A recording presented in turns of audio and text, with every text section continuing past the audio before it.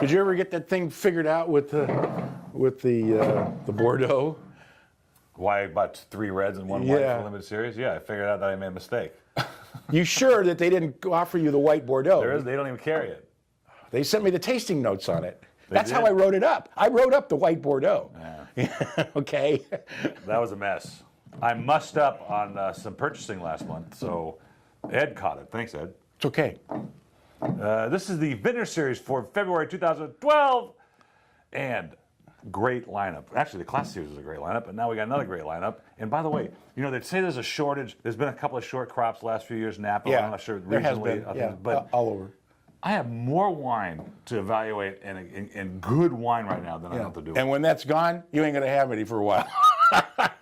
You know, it doesn't grow on trees, boys and girls. No, it grows on a bush. Yeah. Vine. You know, he did something to me this month that's really a pain, and that is we have the 2 wines from the same producer. Do you know how difficult it is to come up with something different to say in that amount of space about the same producer? That's why you make the big money, Ed. That's why I make the big money. And this is one of those, the Lucas and Lewellen Caberent. Now, this whole lineup, which I love their wines, always have, but these are some aged wines that they had in their cellar. This is the 06 Cab. Well, I was buying grapes from Louis Lucas 30 years ago when he was just known as Louis Lucas. Who's Llewellyn? Some guy that was crazy enough to go into business with a crazy guy like Louis Lucas. This is kind of like, we're going to give you a discount so you can feature in your club, and by the way, there's no extra charge for the aging. This is a beautiful 06 Cabernet. This is just giant. Wow. And just... You know, this area, Santa Barbara County, it was never really known for Cabernet. Because it was too cool and it wouldn't ripen enough, and some people started to learn how to deal with the coolness and make incredible wines. Because you know Bordeaux isn't that warm. Bordeaux.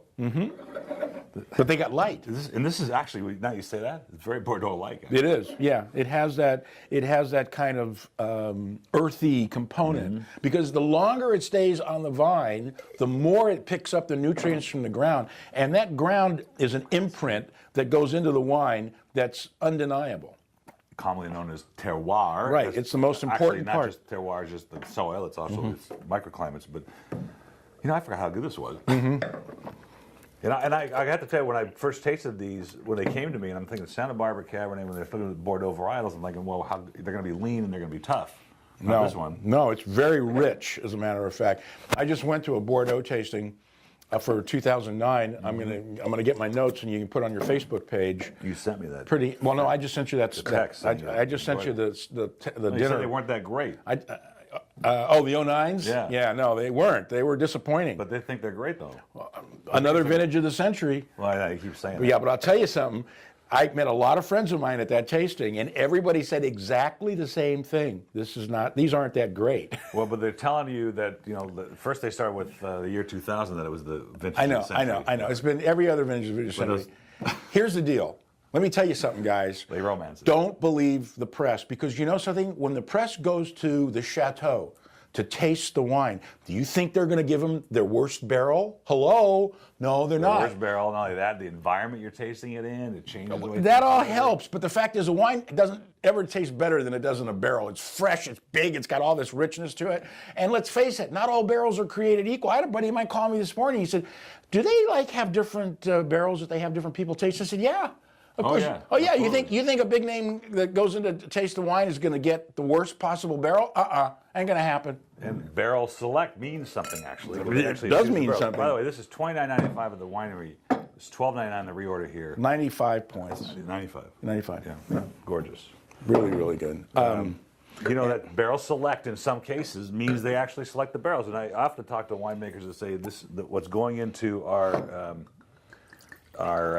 blend is the winemaker's taste of the barrels, and this is what he's decided is private, the best stash, right? Okay, this is a happy story and a sad story, because he brought me these wonderful give me the happy Chilean part first. He gave me these wonderful Chilean wines, and I was so happy to get them. And then he called about 2 weeks later. He goes, I got to get rid of all this wine like tomorrow. Can you buy it all for me? I said, I don't know. So we end up with a whole bunch of San Clemente wines, the Chardonnay I bought for the club, and you'll be seeing them some email specials here pretty soon. But yeah, look at that nose. Oh my God, this is something else. This is just like the pureness, the beauty of very ripe Chardonnay. I mean, I'm not even sure what I'm getting. I don't get Chardonnay out of it. It's like No. but whatever it is, it's delicious.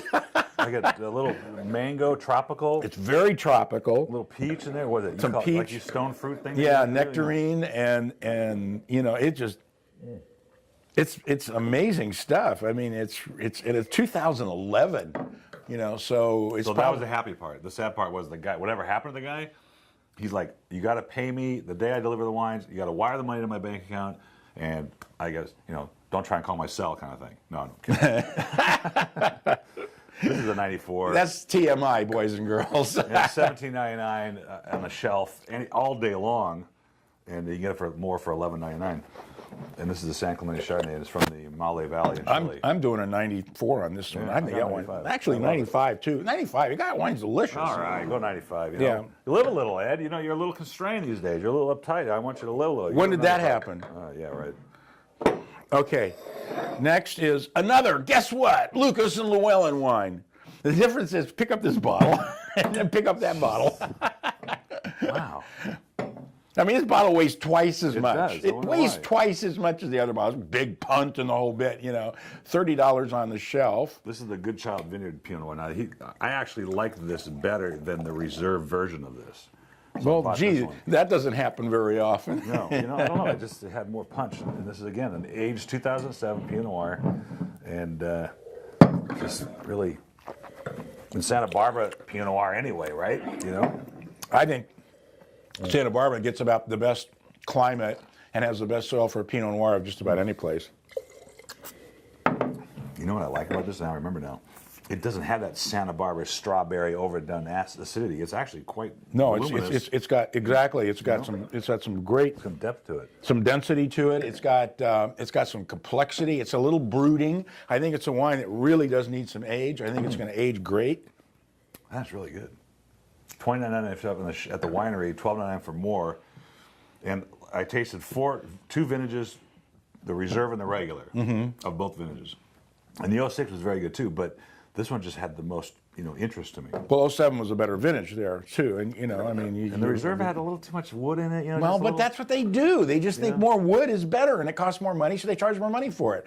And it's not. I mean, I'm to the point now where I don't want any white wine with wood in it. Period. I don't care what it is. I don't care if it's Chardonnay. I don't care if it's white Bordeaux. I'm done with wood. I want to taste where it comes from. What's funny is what happens with the wines that aren't properly made in the barrel. That's the first thing that screws the wine up when it ages. It's the first thing that pops out that's overdone, and you get this. Sometimes I get these wines and they taste like you're chewing on a popsicle stick, and that's all you get. Yeah, exactly. Especially aged Chardonnays that they screwed up. I'm giving this a 94. I'm doing a 90. I'll do a 93. 93. So there. Thanks a lot. You can't lose them all. Thanks a lot. Last but not least, Stonegate. Now, That's the second cheers. time you've done that. I already broke one of my unbreakable glasses this morning. Titanium crystal, folks. They don't break unless you're Ed.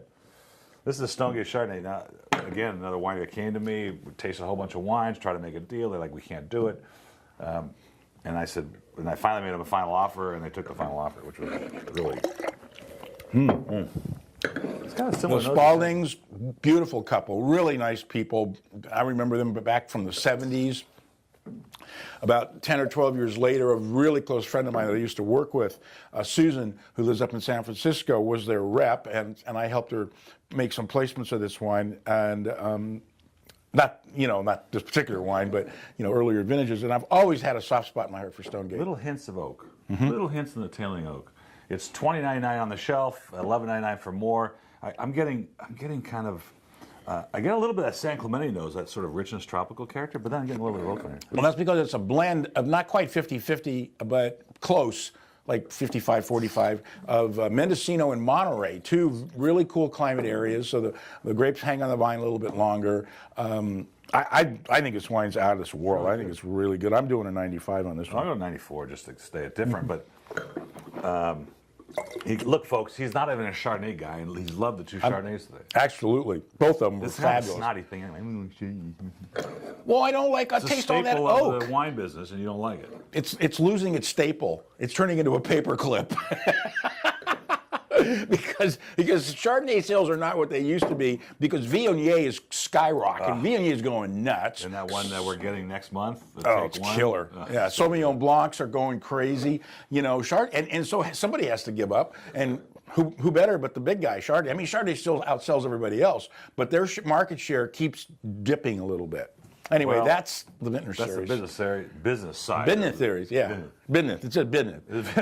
We're talking business here. February 2012. No, it's March 2012, but he's always a month off. Why did I say February? I don't know, because we're not even in. Because it says V212. That's February. Oh, that's right. I'm writing about March, so what do I know?